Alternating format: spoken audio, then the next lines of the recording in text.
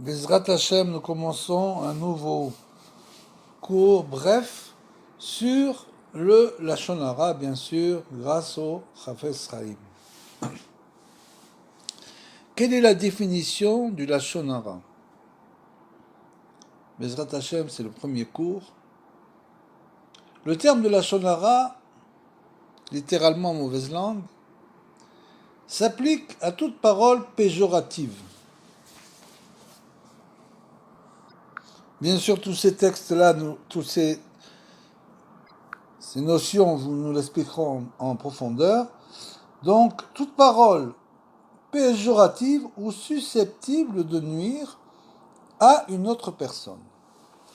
N'importe quel propos diffamatoire représente du lashon hara, même s'il ne peut causer absolument aucun tort.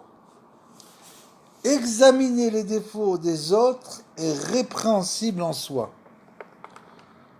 Tout propos susceptible de causer un préjudice à quelqu'un d'autre, au plan financier, matériel, moral ou autre, constitue du lashon hara, la mauvaise langue bien sûr, même s'il n'a rien de diffamatoire.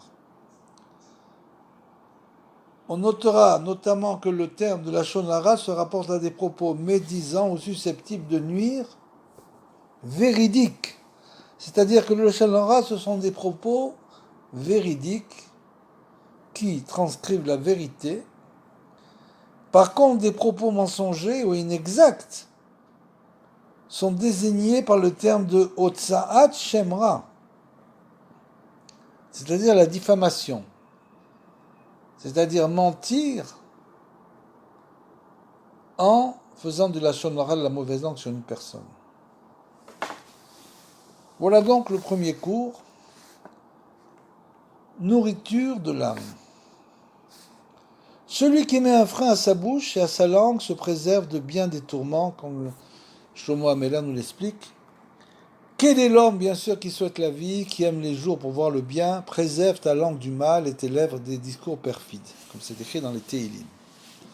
Pourquoi ces versets soulignent-ils que le Shmirat HaLashon, garder sa langue, parce que Shmirat HaLashon, finalement, c'est de garder sa langue. C'est de préserver sa langue, de dire tout ce qu'on a envie de dire, représente le secret d'une vie heureuse dans ce monde et dans l'autre. Tout simplement parce que le corps humain est pourvu de 248 organes et de 365 nerfs, auxquels correspondent 248 organes et 367 nerfs spirituels. C'est-à-dire que chaque nerf, chaque organe a son homologue spirituel. Comme le dit le verset, tu m'as revêtu de peau et de chair, tu m'as entrelacé d'eau et de nerfs, dans Iov. Et donc les différentes parties du corps représentent un revêtement, une enveloppe, parce qu'ils sont le réceptacle de l'âme qui l'habite, bien sûr. Donc chaque organe correspond à un des aspects de l'âme. Et l'âme, bien sûr, est formée des 613 commandements.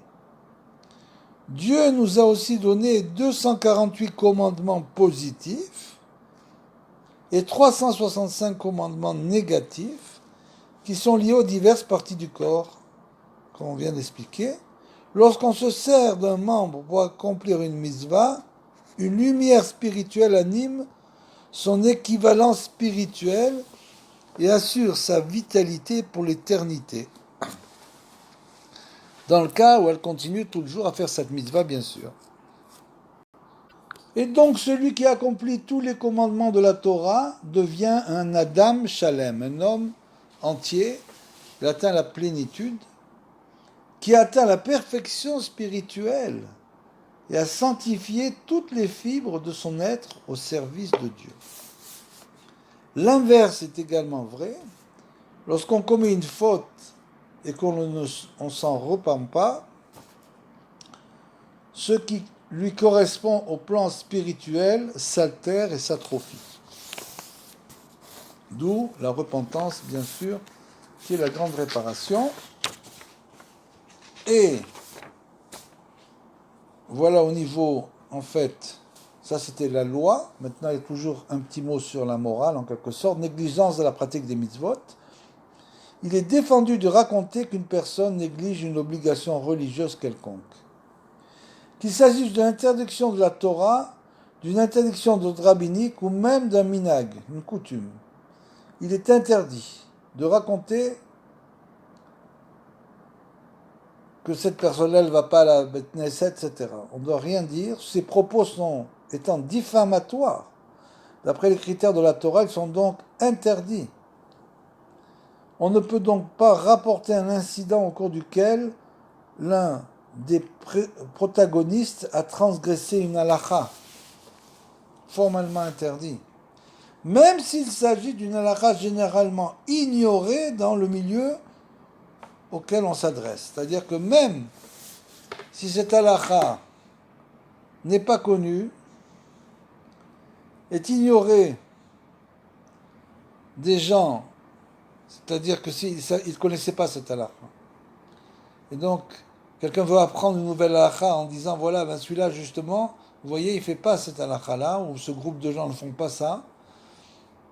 Et donc, il veut leur apprendre une nouvelle halakha, même si c'est ignoré, c'est interdit de rapporter un incident au cours duquel une personne a transgressé cette halakha. Voilà la fin de la première halakha.